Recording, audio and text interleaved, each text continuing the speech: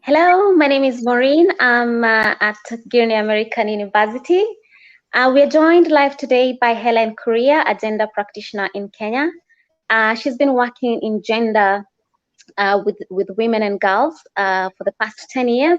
So welcome, Hellen. Tell us more about you and introduce yourself.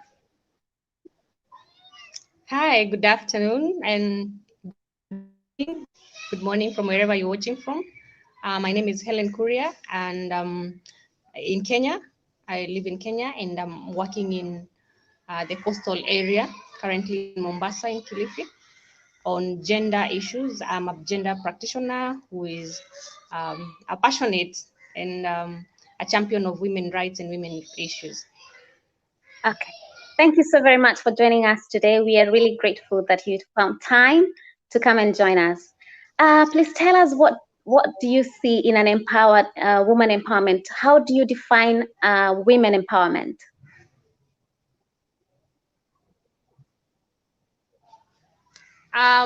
For me, women empowerment is a general term that means being able to provide equal opportunities, promoting women and women issues, as well as the economic, social, health aspect of their lives, and also promoting their decision making and participation in decision making. All right. So what are some of the qualities of an empowered woman, you would say?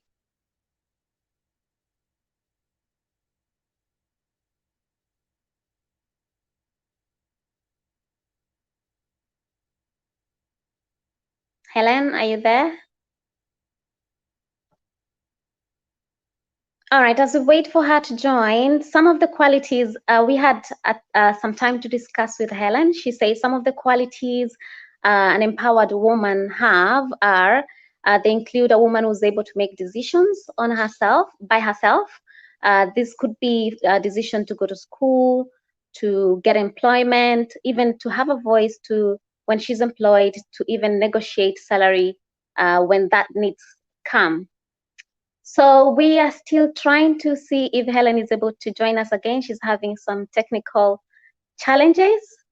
So give us a few minutes as we wait to see if she'll be able to connect again. So a few things that we were able to discuss earlier on before she joined was some of what she's doing currently in the coastal region with women. So Hellen, before she went to the coast, she was working with women in Nairobi, and I asked her, what are some of the challenges that women in Nairobi have, and these challenges, are they the same with the challenges that women at the coastal region have? Hellen was able to inform us that different women in different areas in Kenya and across the world, definitely they have different issues that they're struggling with. In Nairobi, for example, a woman might be struggling with salaries problems, that she wants equal salary with the men in the office, while a woman in Mombasa, for example, would be struggling with issues like will her father allow her to go to school? So these are some of the problems that women across the world have.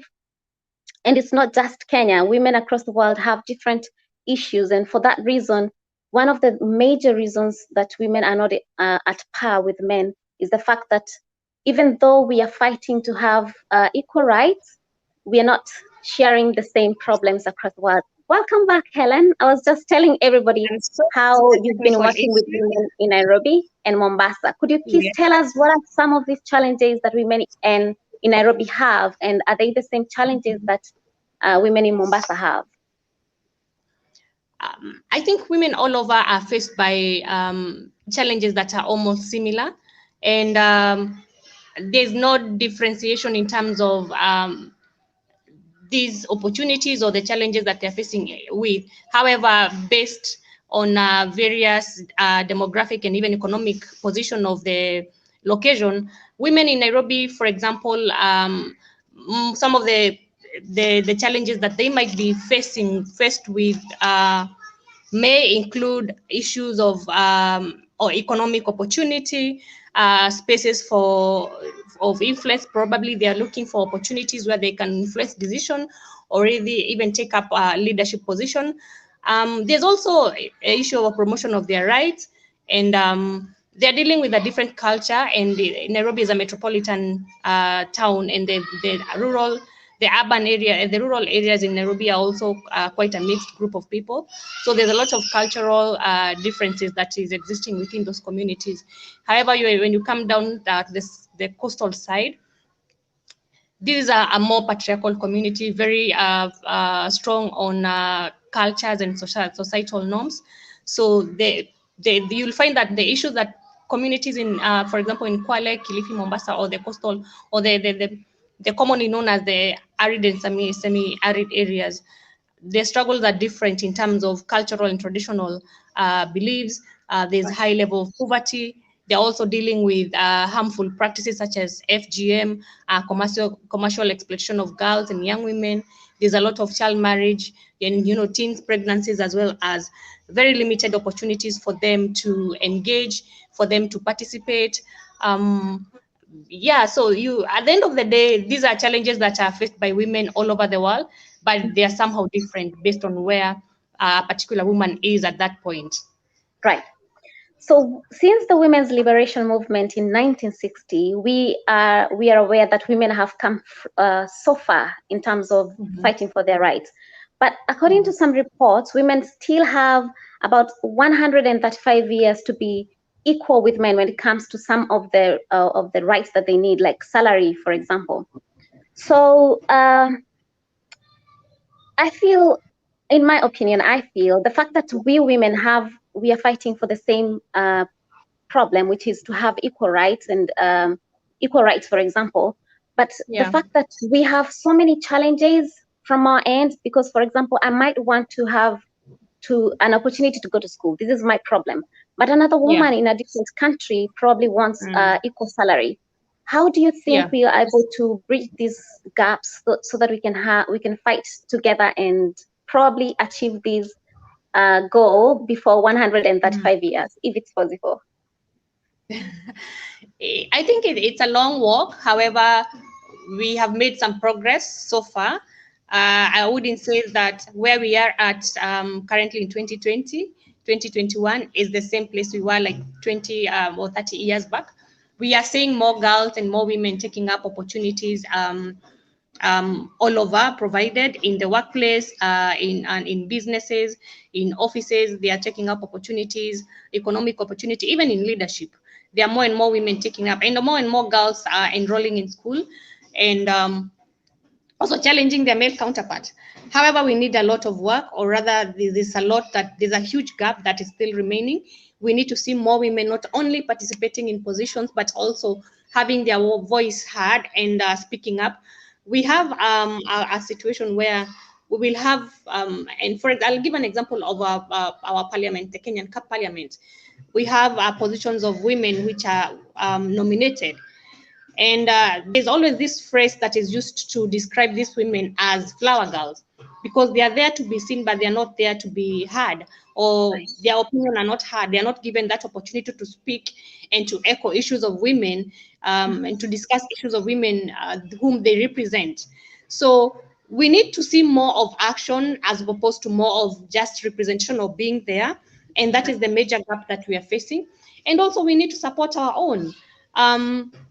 We know that we have more men in influential position. We have more men in policy making position, and you find that even when it comes to policies, many of these policies are not passed or are not given the vote that they deserve, because they are speaking more on empowering women. They are speaking more on strengthening movements of women, and it does not always sit well with the male counterpart. So when we start seeing these as not a competition and as a human right and a need for us to move together, because in as much as we progress with one gender, the challenge is the one that is the other gender that is left behind faces a lot of challenge and pulls even the gender that is ahead behind. It pulls the rest of the community back, because we can't say we are moving together, yet you're miles away ahead of me.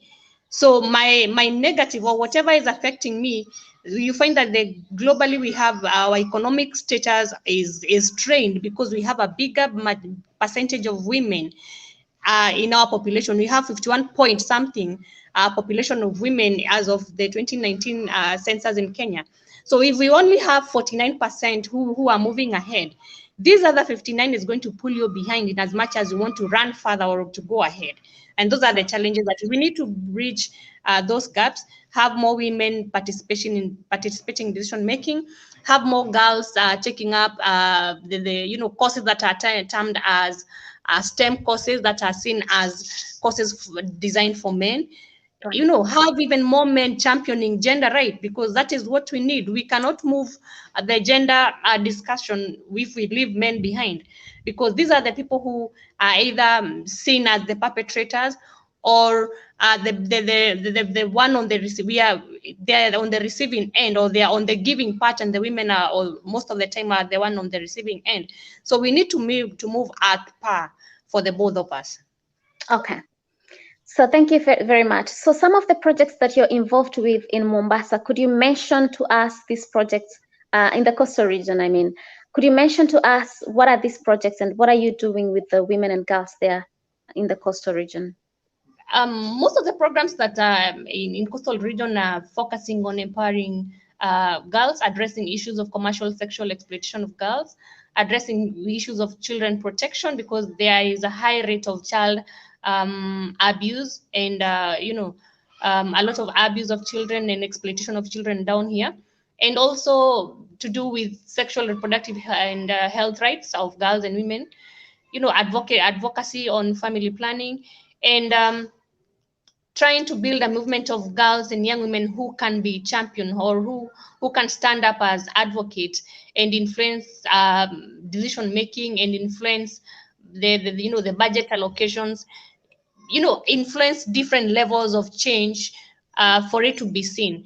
So most of the projects that are running here basically operating, or rather working with integrating community, integrating the public, the private sector, the civil society, as well as the government, all entities and all levels, to see that if we move together as the stakeholders, it's easier for us to achieve more.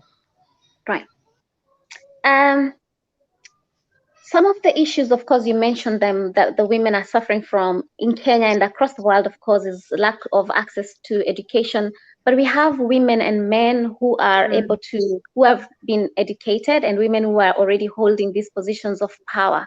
What can we do so that we help some of the women that are still struggling, and for them, even talking about the issues that they have could come with some dire consequences in some societies where the culture is really, really tight when it comes to women speaking up about their problems? What can we do for us who are already there? I mean, for any woman who steps, one of the things that I believe is, for any woman who steps ahead, or who is a step ahead of the rest, you're not only stepping for yourself, but for the other million of girls that you have left behind. So it's for anyone who is in a position to change, of empowerment, or in a position to influence, to not only speak for yourself, but remember to advocate, to lobby and to champion the rights of the very many girls who are disadvantaged, who are vulnerable back in the community, to speak in one voice for their own empowerment. We need to champion more people to come together to support girls and young women. We need to provide opportunities.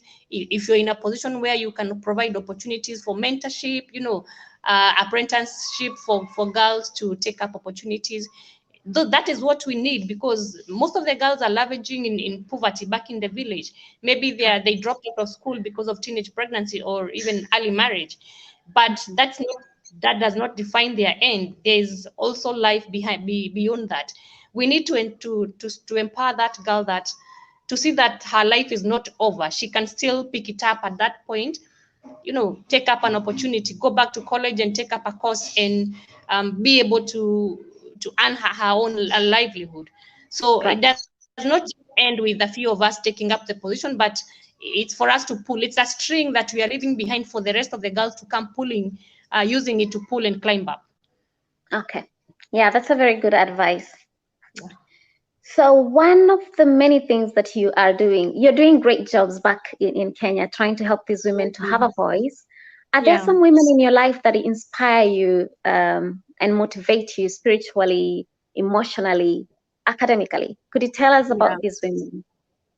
There are a lot of women that I look up to, and of course, the first inspiration will be my mother, a woman who is many generations back, a woman who never experienced the opportunity that I have, but she has given her all to ensure that me and our siblings are able to live a better life that she knew or she had.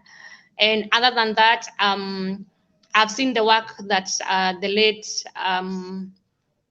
Wangari Maathai has done, and inspires me how relentless she was in her push, in protecting in the environment. What we have as our Nairobi and at the parks within the Nairobi is as a result of her work and her, the fight that she had to endure to see that our environment is protected. I have other women that I look up to. I admire Janet Mbugua, a former media personality who is now very passionate about issues of girls and young women, and she speaks with a lot of confidence and passion on such issues. Those are the women I look up to, and I'm like, we are going somewhere. And if we have more and more of such women, then it will take us a shorter time to achieve the vision that we want to see for women, and the desire that we want to see for women in our country and all over the world. Yes, sure. I hope so that we achieve this. Yeah, We close the gap because it will take up 135 years. I don't think very, we'll be here to see that. So I very, hope we are very. able to. Yeah, it's Yeah, unfortunate. yeah. Do you think there's some kind of jobs that women can do?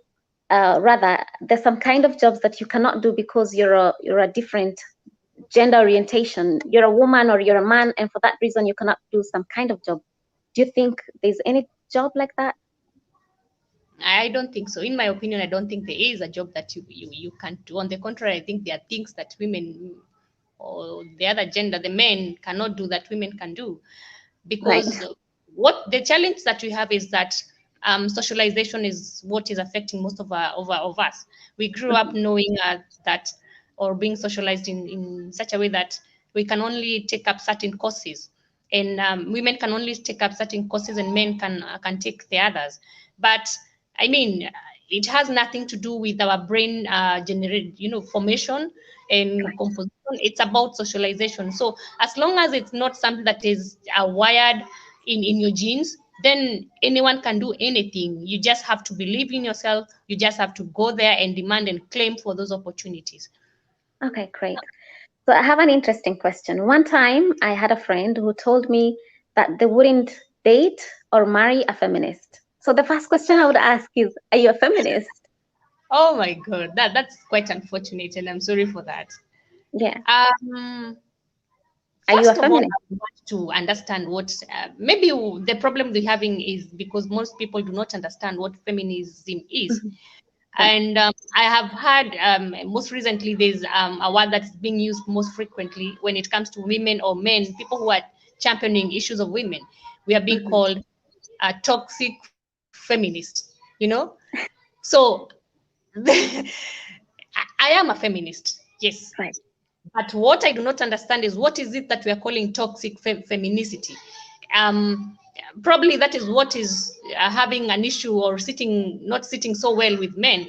But Mhm. feminism, from what I know from definition, is someone who champions issues of equality among the sexes. It has nothing to do with being a woman or a man.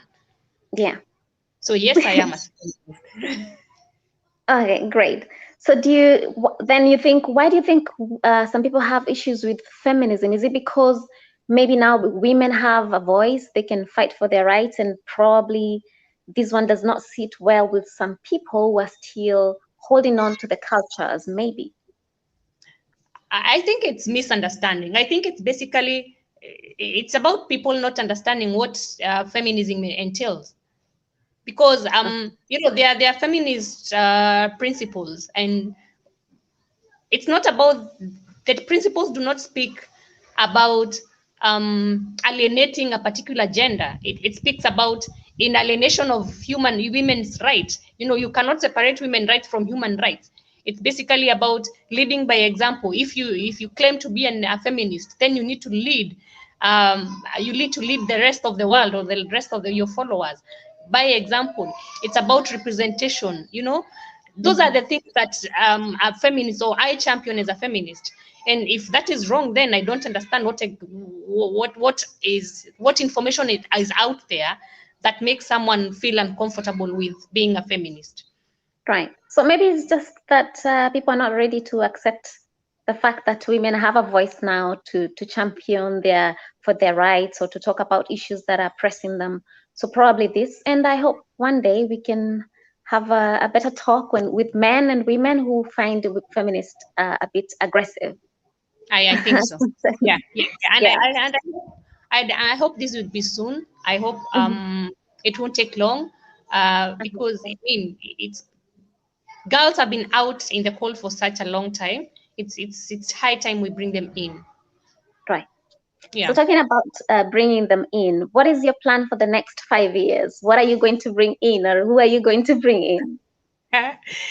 I think for me, it's just being leading by example, as I mentioned.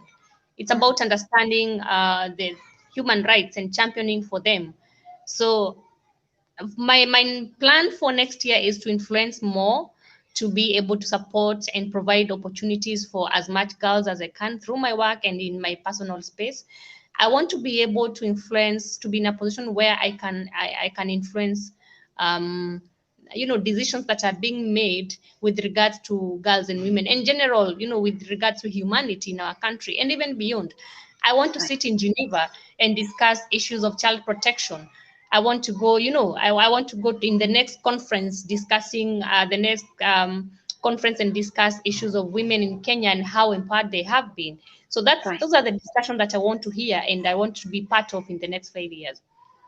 And I wish you very well Thank you. in your plan. It's possible, we can achieve it, but it's a big dream, I know.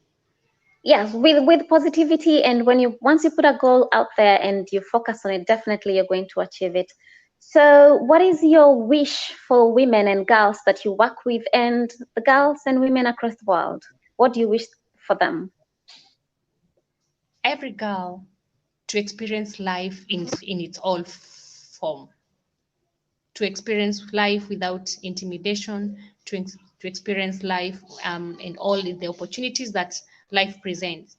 I want to see a world that provides equal rights and opportunities for girls all over the world. That's my biggest wish. And your final parting shot before we go.